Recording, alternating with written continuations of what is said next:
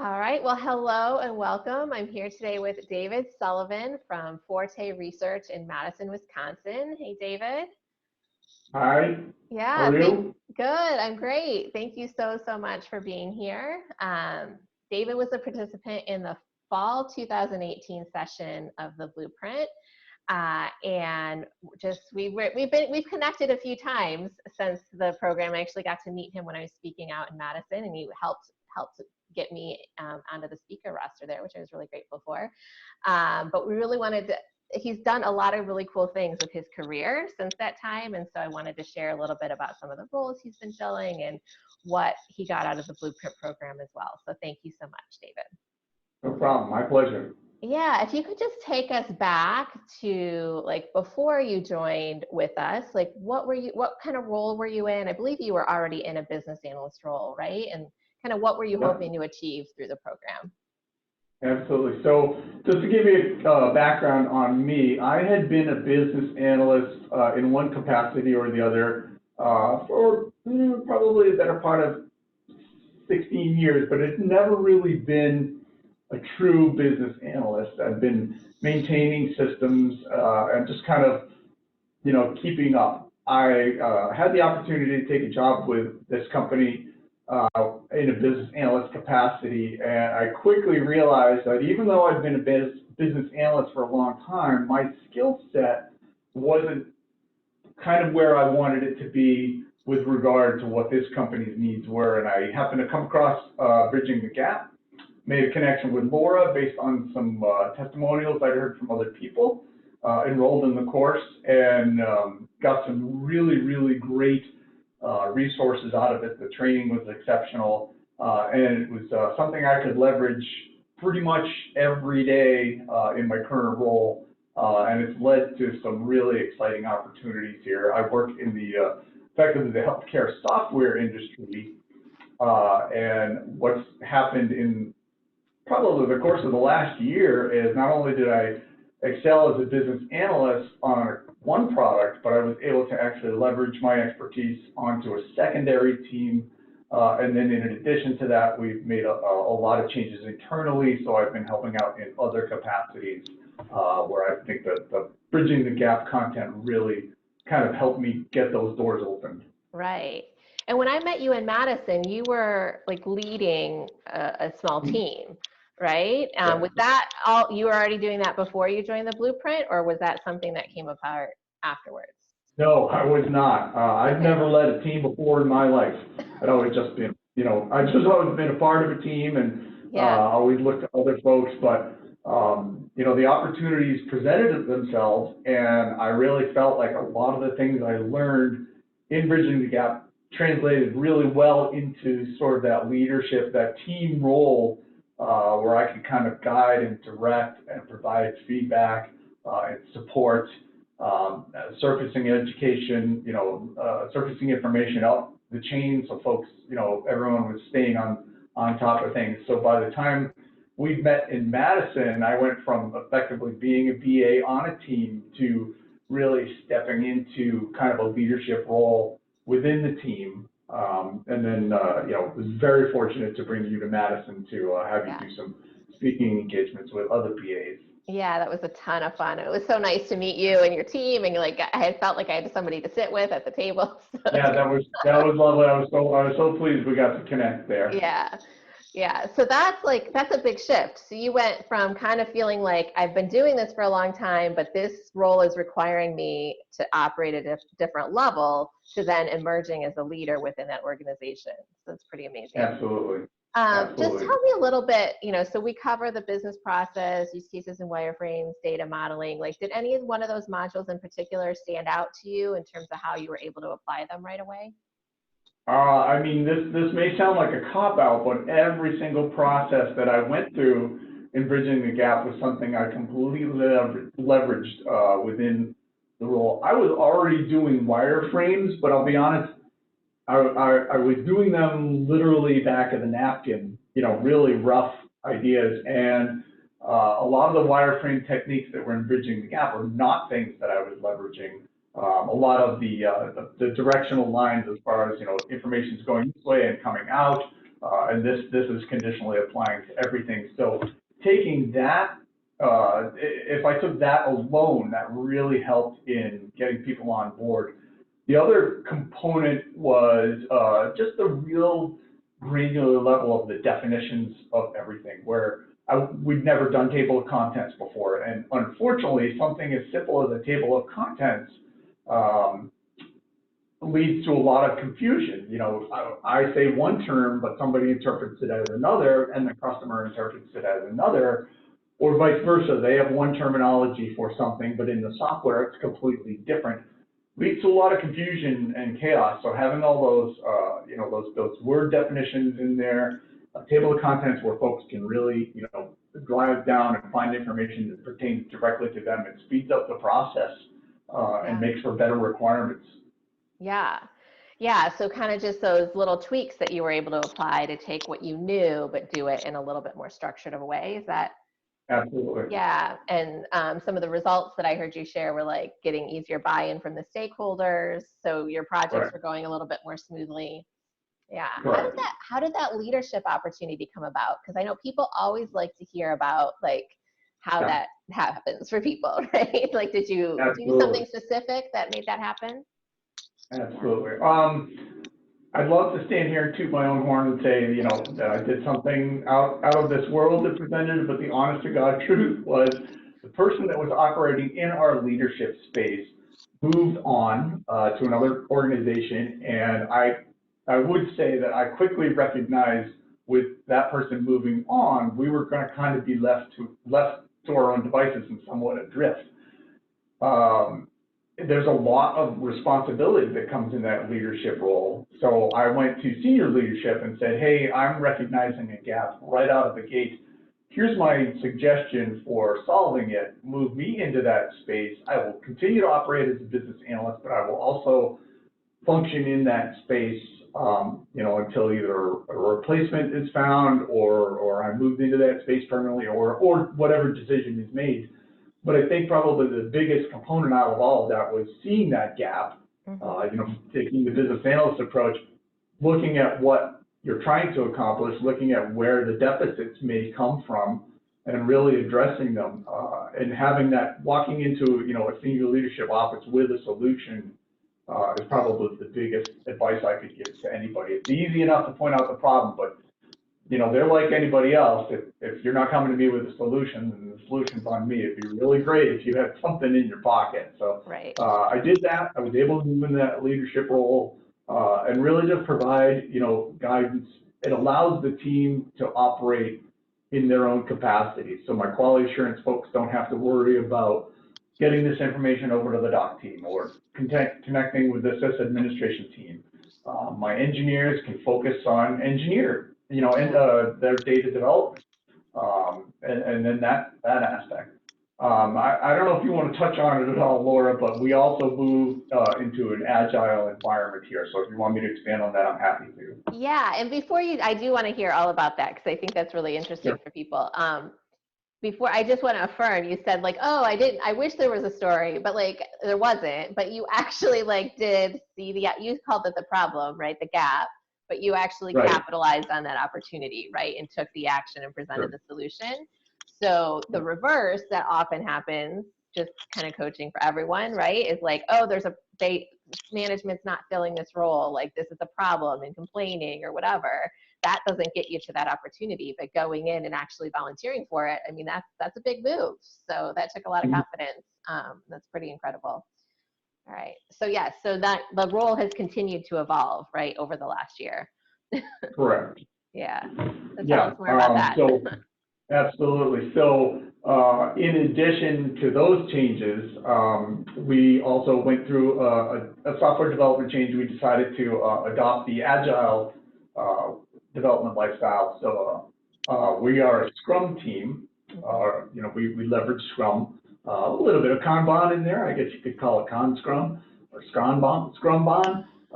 So I was tasked to be the Scrum Master, so I went ahead and got certified as a Scrum Master, and then my team has decided that we will all take on a product ownership. What I do in the Scrum Master role is I effectively, I look at the work ahead of us, I plan it accordingly, I work with the team to make sure that their needs are met and that we're moving forward. So every 2 weeks, we produce software that is testable, is usable, some aspect. It's basically just, a ton of smaller mini releases. And then we release the major software 3 times a year. So the major release, the upgrades are 3 times a year. And it's been really advantageous to take the skills that, have come through bridging the gap to build that confidence, to manage that amount of work, and leverage all of those skill sets, apply it to our Scrum design, work within the teams, and just move forward from that. Not to keep iterating over and over, but there is one additional piece, and I relate this directly to the skills that I learned in bridging the gap, is I've also been leveraged as a business analyst to an additional team to write very technical requirements. And that's probably one thing I will speak to. When I took this role, I was not what you'd consider a technical BA. No comp-sci degree, I haven't been a programmer for 100 years or anything like that. I recognized right away that I needed a skill set that would enable me to be a successful business analyst in a very technical space by using methodologies and techniques that break things down to much more understandable pieces. The stuff I learned in Bridging the Gap really helped that. Going back to the wireframes and the table of contents and the data dictionary, that stuff really exposes a lot. And what you find out is, even though it's a very technical space, there is a strong need for that additional communication level so people can understand what the requirements are. And you said you didn't have a technical background. So what was your background before you started as a business analyst? Yeah, so my background was effectively more of the UI front-end pieces of the software. When you click on a drop-down, it's going to present you with this. The borders are going to be bolded. The letters are going to be in, Calibri 12-point font, that sort of thing. Gotcha. Functionality is, when you do this, conditionally, it's going to do that. Now I've moved into a space where I'm helping rewrite our API interface. We're moving from one very technical SOAP-based interface to REST API. I'm working on additional interface archetypes, Fire. We have some customizable interfaces, and in writing the requirements for that and working with my development team, I've got 9 engineers on a team that I work with.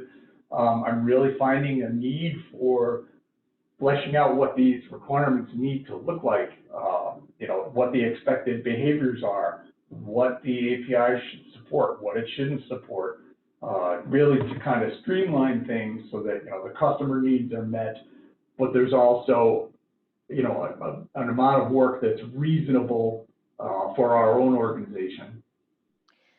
Yeah, so what are some of the techniques that you're leveraging there to get to those requirements? So a lot more elicitation. I'll go back to, Interesting. kind of. I would have thought you were gonna say data modeling, right? So no, it's always back to what is the customer? All right, the crux of a BA is the 5 whys. Why are we doing this? Why are we doing this? Yeah. And it really goes back to that, is that customer elicitation. Now, for me, my customers are all internal. I'm writing for an engineering team, an interfaces team, and I really need to understand what their needs are. I can sit there all day and say, create something that does this, but if that's not feasible, or if that doesn't align with what the boundaries are of development, there's no use to it. So honestly, the biggest help is just reiterating that elicitation. Now, yes, there is a fair amount of data modeling because we have one interface that we're replacing with another. So to that end, I'm comparing. I've got the other interface's specs. I look at what's in there, and then it's a lot of, just like in any data modeling between 2 products, whether it's 2 internal products or a third-party product and your product, you want to make sure you've got things like as simple as naming conventions. If it's a recruited by field, you want to make sure that recruited by translates perfectly to recruited by ID in another application. So just really documenting what those key points are and making sure that everybody's on the same page with that has been really crucial. Yeah, I can see that. And I did want to just go back a little bit to your Agile work too, because we kind of moved from Agile to the the interfaces pretty quickly, because we get a lot of questions about this, like in an Agile role, like what are the BA techniques that we still need to use, right? Or how do we use some of those business analysis techniques? So could you kind of speak to that? Because I think you said, you know, I'm still using all those techniques, but like how does that actually play out day to day? Like, would you analyze the business process and then turn that into user stories, or like what are you actually doing? Absolutely. So some of the Agile processes that align perfectly for a BA, and you kind of touched on them at the very end there, is user stories, workflow is a real key component, and then acceptance criteria. And I'll kind of go through them one by one. The user story in the Agile and BA realm is super crucial, if for nothing more than establishing the scope of what you're trying to accomplish. As a user, I need this so that I can do that. It paints a real clear picture that right out of the gate, I understand what the customer request is, and it gives you the a clear picture of where this effort is going, where this initiative is going. It also has the tendency to really start opening up a lot of other ideas and questions. I work very heavily with our quality assurance folks. They do all the testing. And as a BA, I lean on them heavily. And I would encourage anybody that has quality assurance people to lean on them heavily for understanding, initiatives and work, whether it be, in an Agile environment or a waterfall environment or whatever you're working in, because they consider things that, might not be in that best practice, and you might overlook it. You're only as knowledgeable as you understand what it is that you're working on. Yeah. The next piece comes down to the workflows. Understanding a customer's workflow really drives requirements insofar as getting down on paper or whatever you use a real succinct understanding of what it is that they need and what they want out of it, what they want to accomplish, what the actual software or whatever it is that you're working with should allow them the ability to do. It helps you determine value. It helps you drive forward with that initiative, and it may also even open up additional components of design. It exposes things that might not have been considered by a consumer. And then I'll say the final piece that's really part of the Agile development life cycle, but as a BA is really crucial, is writing acceptance criteria. And I'll be honest, writing acceptance criteria is a challenge. I don't ever think it's done the same way twice. It really isn't. There's no boilerplate approach to it. There might be a few things as far as like, making sure permissions are, correct. And if you don't have them, this shouldn't be allowed to be done. But writing acceptance criteria as a BA and really defining what it is that component of work or that, that initiative or project should accomplish really pays dividends, because if you're in an environment where you may review this before the efforts are undertaken, looking at what expectations are as a final result can really, expose a lot of gaps and save a lot of time down the line as far as development, as far as testing. You don't want things coming back around and having to be rebuilt once you've set it in motion. So having that complete picture really provides a lot of opportunity. Yeah. Thanks for sharing that. And I can see how the skills that you learned kind of overlapped with now what you need to be creating too.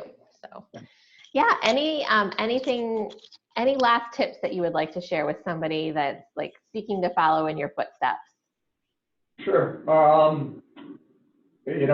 don't want to sound cliche, but just kind of keep plugging away. I would say probably the biggest advice I give to anyone that's looking to advance their career or even just start out as a BA.